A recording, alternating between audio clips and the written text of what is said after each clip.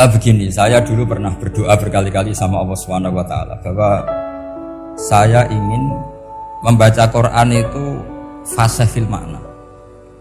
Fasih itu artinya jelas, runtutan logikanya jelas. Sehingga barokahnya fasih itu logika Quran atau logika yang dibangun Quran itu menjadi benar-benar logika yang diterima siapa saja, termasuk diterima oleh orang kafir. Kita tahu Umar itu masuk Islam sebelum mondok apa gak pernah mondok? Sebelum mondok, gak pernah beliau ngaji tafsir, gak pernah mondok. Tapi beliau dengar Quran itu faham. Karena logika yang diutarakan Quran itu logika sesuai fitrah salimah, sesuai akal yang apa? Sehat. Saya di mana-mana cerita karena ini kebanggaan para mufassir. Ketika Jubair bin Mut'im bin Adi menceritakan bapaknya yaitu Mut'im bin Adi, beliau adalah orang yang sangat pintar sekali sehingga didelegasikan oleh kafir Quraisy untuk jadi negosiator di Asra Badrin. Jadi perang Badar itu kan ada Asra Badrin, orang-orang kafir yang ditawan Islam. Kemudian orang ini diutus untuk jadi negosiator. Singkat cerita, pas datang ke Madinah, pas Rasulullah SAW baca surat Wattur wa kitabim mastur fi raqim mansur sampai ayat am khuliqu min ghairi syai'in am humul khaliqun sampai ayat am khalaqus samawati wal ardh. Di ayat itu Allah menceritakan kalau Tuhan-Tuhan yang kamu anggap Tuhan itu sebagai Tuhan, misalnya Lata, Uzza, Manat, gak apa-apa kata Allah. Tapi kata Allah, saya minta bukti prestasi mereka apa kalau sebagai Tuhan itu. Apakah pernah ikut menciptakan langit bumi? Atau kalau nggak bisa menciptakan urun kata Allah, urun semen sak-sak kata Allah, penting urun. Sehingga logika lalu terbangun, prestasinya apa? Tuhan-Tuhan yang kami tuhankan itu. Kata Allah, Qul ara'aytum ma tad'una min dunillah aruni madza khalaqu minal ardi am lahum syirkun fis sama. Kalau mereka Tuhan, tunjukkan prestasinya ke saya kata Allah. Apakah mereka terlibat dalam penciptaan langit dan bumi? Atau kalau nggak bisa menciptakan 100% kata Allah setidaknya urun. Ya tadi urun semen, amlahum syirkun fisama. Syirkun maknanya urunan.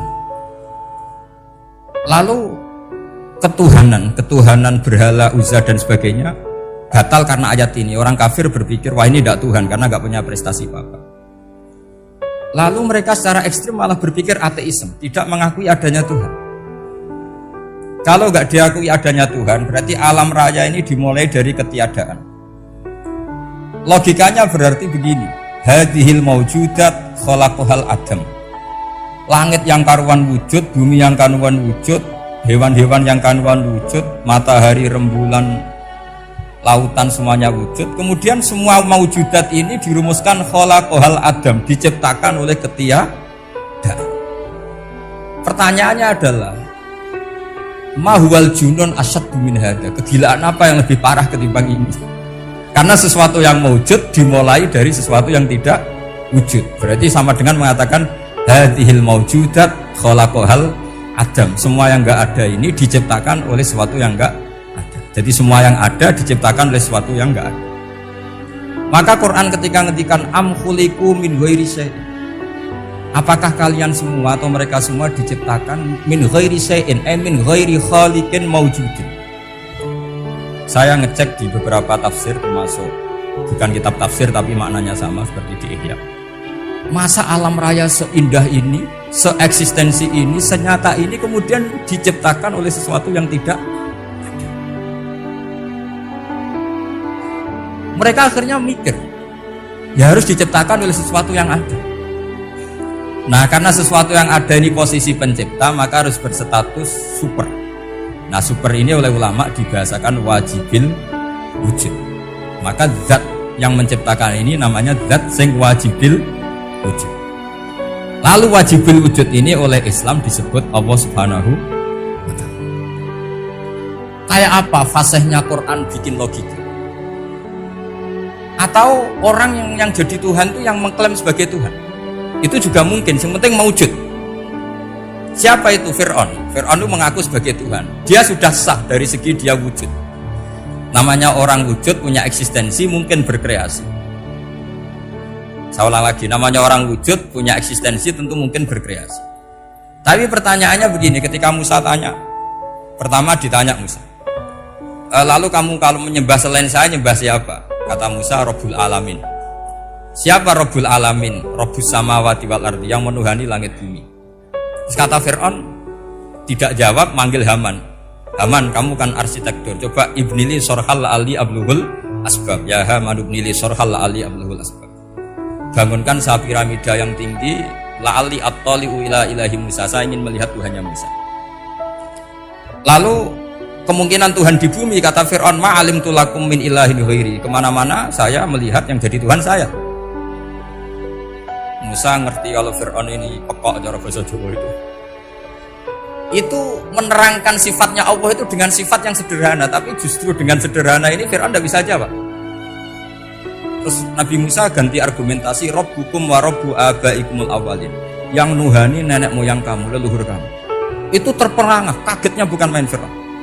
Karena para umatnya, para punggawanya lalu berpikir, kalau ini Tuhan, berarti buyut-buyutnya nggak ada Tuhan, kan Tuhannya datang terlambat. Makanya Pak Jokowi kalau dituduh PKI gak terima. Saya ini tahu lahir tahun berapa gitu. Pas ada PKI itu masih 4 tahun. Masa ada PKI balita? Ini enggak, ini ada Tuhan balita, Tuhan terlambat. Pertanyaannya adalah kalau Fir'aun itu Tuhan, lalu bapaknya, mbahnya, buyutnya Tuhannya siapa? Makanya ketika Allah disifati Nabi Musa, Rabbukum wa Rabbu abaikumul awwalin, yang nuhani nenek moyang kamu, itu kagetnya bukan? Dan semenjak itu banyak punggawa Fir'aun yang iman. Ini yang akhirnya nanti jadi waqala rajulun mu'minun min ali fir'auna yaktumu iman. Atau yang menjadi ayat wajah rajulun min aqsal madinati yas'a. Kenapa mereka menjadi iman? Karena logika Fir'aun Tuhan itu gugur, runtuh. Bisori khil hujjah, dengan logika yang sangat transparan. Jadi ini perlu belajar tauhid. Jadi kalau sampean sudah kalah suara, jangan kalah logika. Kalau sudah kalah suara, kalah logika, jangan kalah tinggal mendengar saja kok tidak paham bangunnya gitu. Jadi ini sering saya utarakan, makanya banyak ulama mengatakan fasihhu ibaratil Quran itu bukan sekedar notnya atau sajaknya, kalau boleh dibilang saja, tapi karena runtutan cara berpikirnya. Maka kelihatan sekali di tema-tema Quran, ketika nyifati Allah Rabbus samawati wal ardi tidak mengalahkan Fir'aun, justru dengan sifat yang ringan Rabbukum wa Rabbu abaikumul awalin bisa mengalahkan Fir'aun. Nah, kenapa sekarang orang tidak fasih baca Quran? Karena tadi perangkat itu tidak cukup. Saya berkali-kali matur, juga sering matur Bang. Saya itu masih belajar Al-Ibris, Mbah Misbah, Marbawi, semua khazanah tafsir, baik yang bahasa Jawa, bahasa Melayu, itu masih saya pelajari. Termasuk saya pelajari lughatnya. Mulai lughat yang setengah benar sampai macam-macam. Cobalah Quran itu dibaca secara fasih. Kalau ingin baca fasih caranya gimana? Kamu harus belajar balaghah, belajar lisanul Arab, belajar mantek, belajar logika. Kalau logika itu tidak sampai, cari muhalnya. Ini fatwanya Said Robin Al-Jurdi, juga fatwanya semua ulama usul fikih. Saya ulang lagi ya, kalau logika kamu nggak paham, cari sisi muhalnya. Saya ulang lagi, cari sisi muhal. Misalnya kamu angan-angan tentang Allah nggak dok, sedurunge Allah itu sopo. Misalnya kamu angan-angan gitu. Sama agama tentu itu dilarang, tapi orang filsafat tetap saja nyari itu. Lalu hentikan pencarian itu, yaitu tadi katakan saja hadhil maujudat yastahilu ayyakhuhal adam. Sesuatu yang maujud tentu enggak mungkin disebabkan oleh sesuatu yang tidak ada. Fa innal adama la yu'athiru aslan wa la yakhutu aslan. Namanya sesuatu yang enggak ada pasti tidak berstatus pencipta. Namanya saja enggak ada. Akhirnya la budda min ayyasbiqu hadzal alam maujudun. Maka alam ini harus didahului sesuatu yang maujud. Lah maujud ini yang oleh Islam disebut Allah Subhanahu